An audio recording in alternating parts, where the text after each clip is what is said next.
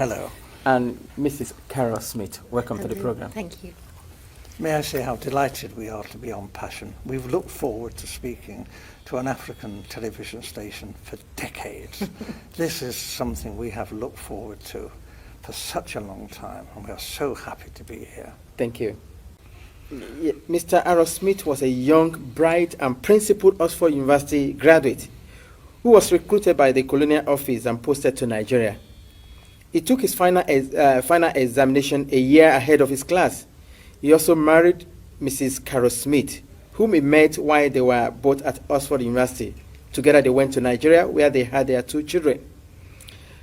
Mr. Aaron Smith, you were featured in a program recently by BBC Radio 4, Yes. titled Document, Yes. and that was hosted by Mr. Mike Thompson.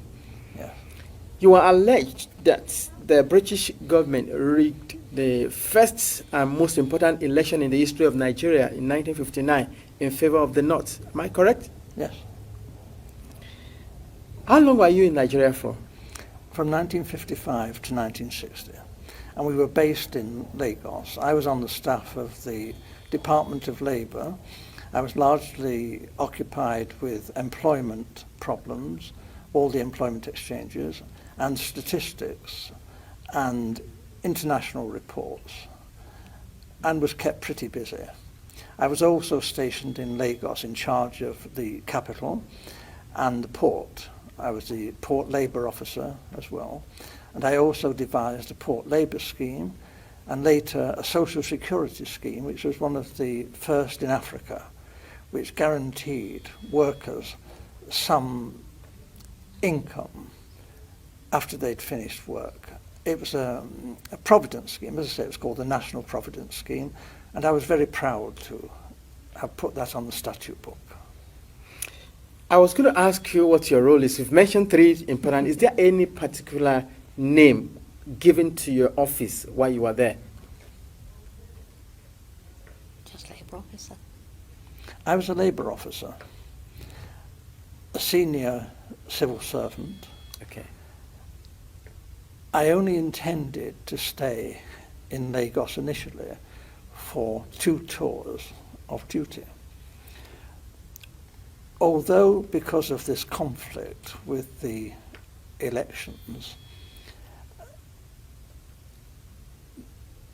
there were difficulties. Actually, government wouldn't let me leave the civil service. They were determined that I should stay in the civil service after my 2 tours. And I was offered very considerable incentives, including a knighthood, to stay and work for government. Primarily this was because I had access to state secrets. I learned, and the Governor-General himself confirmed this to me, that the elections were rigged, contrived. The intention was that the North should rule Nigeria. Even in '56, the Northern leaders were very proud and were saying, if they couldn't run Nigeria, never mind elections, they might not join Nigeria, they might leave.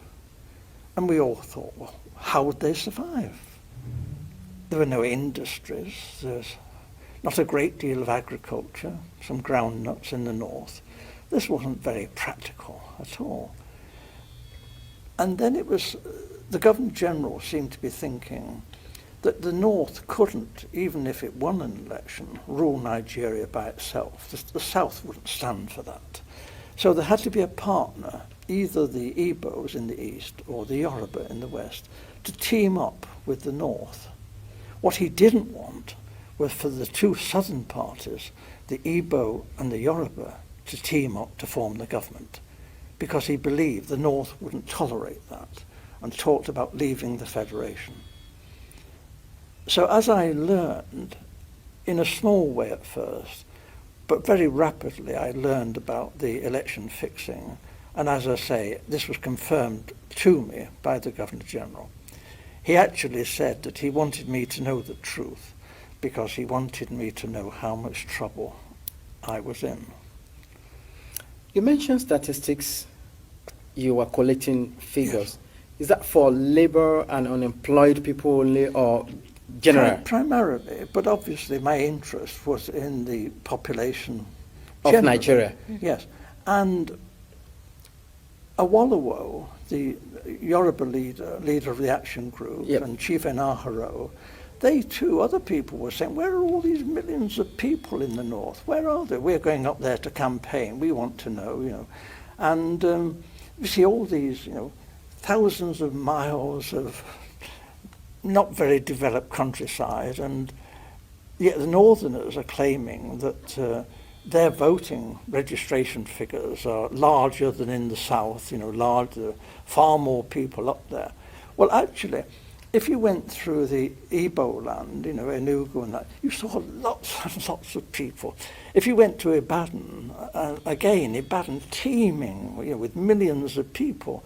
But we didn't actually see many northerners, and obviously not many northerners at that time came to Lagos. So this did arouse suspicion. Now, the Europeans, you know, not stupid, we are watching what's going on in Nigeria, and we too are beginning to feel there's something not quite right here, that maybe the elections are not going to be as straightforward as they're meant to be.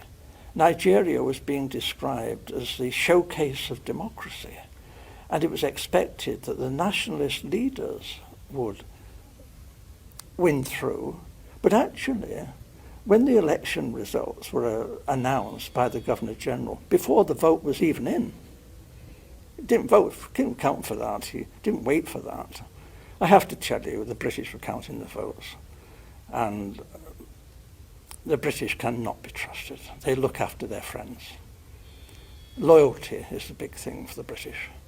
And we were friends with the emirs of the north. We looked on people like Enaharo and Awolowo as rather dangerous people. They might even be communists. That's ridiculous, actually. They couldn't be communists in 1,000 years.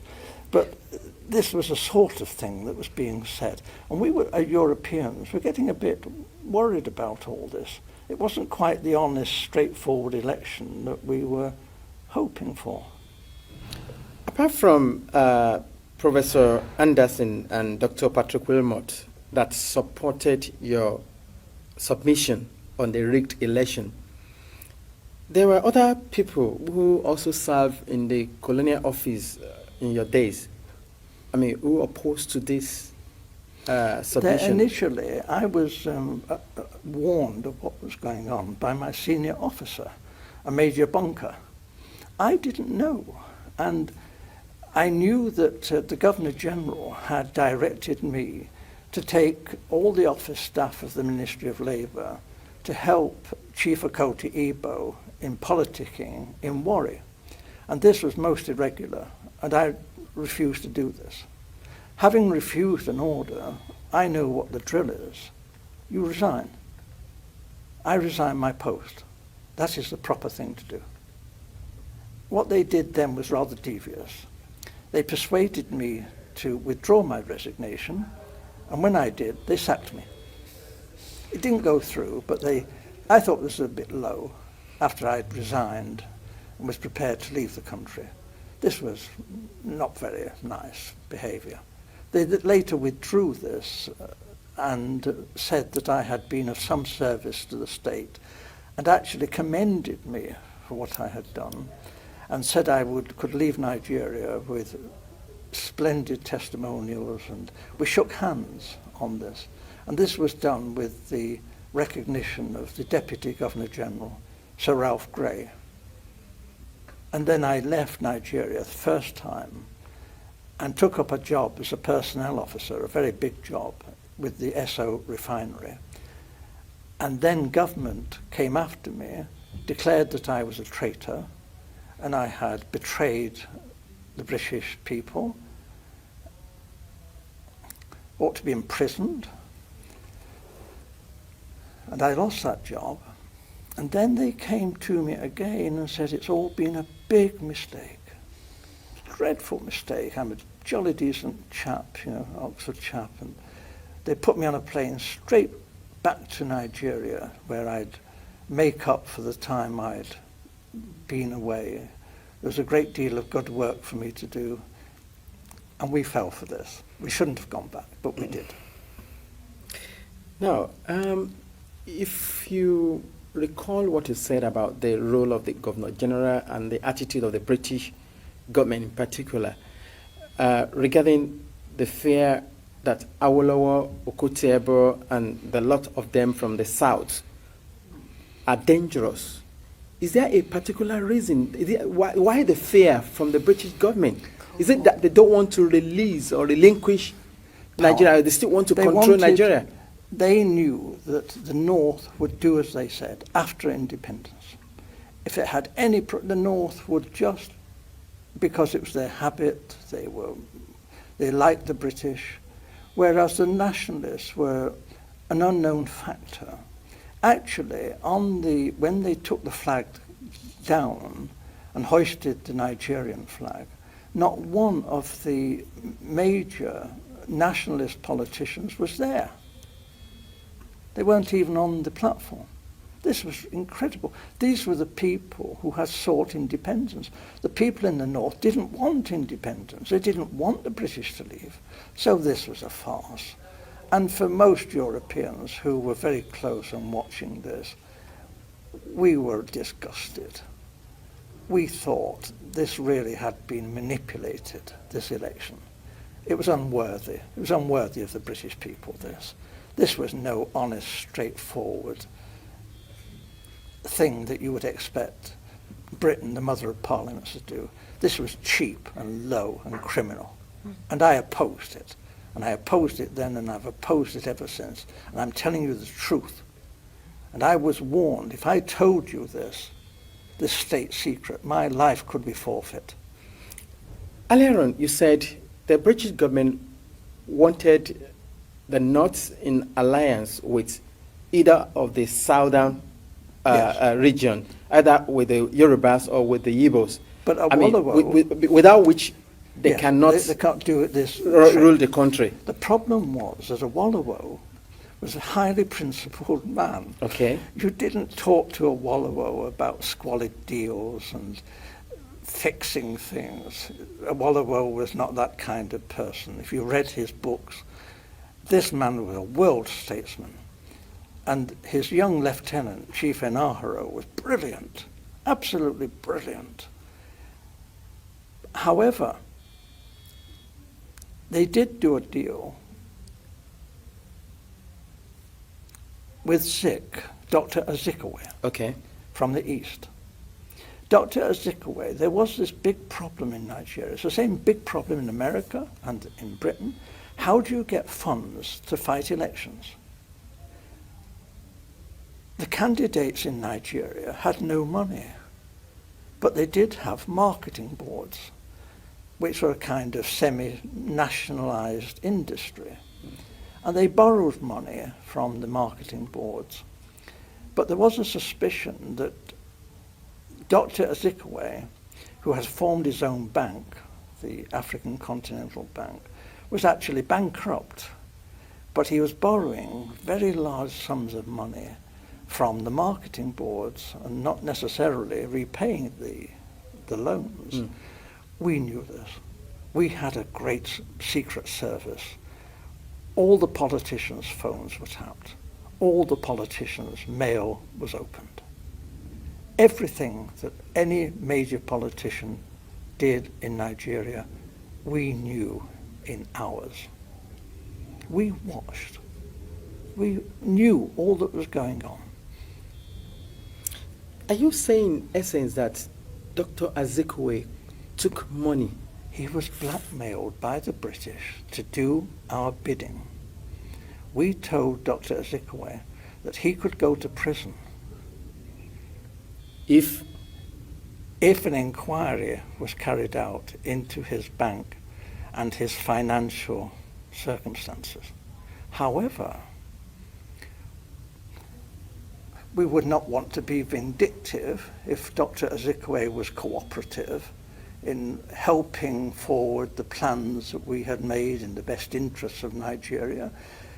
Dr. Azikiwe had nothing in common with the northern politicians. He loathed the northern politicians. But Dr. Azikiwe went north and did as he was told. And what he was promised was this: the real power, effective power, would be in the hands of the northern emirs. However, it would look great if the president was Dr. Azikiwe, and he was given a field marshal's uniform and an admiral's uniform. He asked, please, could he have a row of medals? But they said, well, no, that was a bit difficult, to get the medals. So when the ambassadors started arriving, he was known to be asking people from foreign countries, perhaps they had a medal for his uniform. We thought this was terrible, but it was said that this happened. He was very vain. And for a time, he functioned as first the Governor General, and then when Nigeria became a republic, as the president. But he had no power. And when he did try to tell the army, he said, I'm the field marshal, the army has got to do this. They said, hey, you're just a ceremonial figure. You have no power. The Prime Minister, Balewa, gives us our orders. So there was a feeling then that there was going to be trouble. And then it was because the Awolowo and the Action Group had become the official opposition. What we British wondered, how could they win another election without the British counting the votes? There could not be another proper run election without us there. We knew what we were doing. We were just helping things along. We were doing what the British do, favouring our friends and looking after our own and repaying favours. We don't call that corruption. Right. I mean, in essence, what Dr. Azikiwe did, it was forced by the British government to do it. Yes. Collecting money from the marketing board then. Yes. So if any politician here in the United Kingdom tried to do that, Be in jail. it will be in jail. So why did the British government refuse to take action Because or comment on if we nipped it in the bud, because we knew it was happening, it was even happening let me be fair, in the West, with the Awolowo. They were taking some money. They meant to repay it perhaps, but they were taking money. And I would have said, issue a warning now and say, you've got to behave, because if this is allowed to go on, it'll be a major offence. However, before they actually ran the 1959 election, they needed money for the North and for the NCNC, Dr. Zik, to fight the election. So what they did, my senior officer, Major Bunker, went around, was ordered by the Governor General to go to all the major British firms and international firms, Ford, UAC, Leventis, all these firms, and raise money for a slush fund to enable Chief Okoti Igbo, together with the North, to fight the 1959 elections. The North got most of their money from the native authorities. This was looked on by the British as being okay. This wasn't corrupt because we were friends of the North. And if they tried this in the West or in the East, we might have said this was corruption. But because it happened in the North, the native authorities' public money was poured into the government party, the NPU. So this obviously was a terrible fiddle. We were discriminating against the southern politicians in favour of these northern emirs. What we saw was that this would not be the first act of treachery. They would have to smash the Action Group. because the Action Group was strong. And in a fresh election, they would be sure to win. They were pretty honest and regular guys, and a lot of the British quite admired Awolowo for his brain power. And they admired Chief Inahro, who was a bit cheeky and young and spirited. And they were both quite admired, you know, as they were like right-wing Labour people, nothing revolutionary. And so a great deal of money was raised by my senior officer, Major Bunker, before the 1959 election. And this was money put up by United Africa, by Ford, Shell, BP, and my wife, who was the personal assistant to the general manager of BP Nigeria. She's not going to tell you anything because she was a confidential secretary. I can only tell you that we were very well informed on some of the hanky-panky that was going on in Lagos. Having revealed now that the election of 1959 was rigged, the census figure were cooked, I don't know if you have been following the ongoing in Nigeria today. Yes, of course. The last general election, Yes. the 1979-1980 election, I mean, in which Azekwe was the beautiful bride, and I mean, But I have to tell you, sir, that I'm not going to comment. Okay. I cannot interfere in Nigeria's domestic politics. I'm a historic figure. I do keep up, naturally, because I love Nigeria. And I've kept up with its history of its assassinations and military coups and dictatorships for 50 years. And this has been one of the biggest tragedies in world history, because this potentially was one of the greatest nations on earth. Nigeria was packed with educated, decent people who wanted to serve their country. Since you lost that job that the government threatened or went behind you to say that you were disloyal to them and you were fired, have you ever worked any other place since? Have I? Have you worked in any other company Yes. since? I didn't go to Oxford in the usual way. I came from a very poor family and left school when I was 13 years old. And I served a factory apprenticeship as an engineer, which is very unusual for an Oxford undergraduate. At Oxford also, I trained as a social worker. I'm a fully qualified social worker.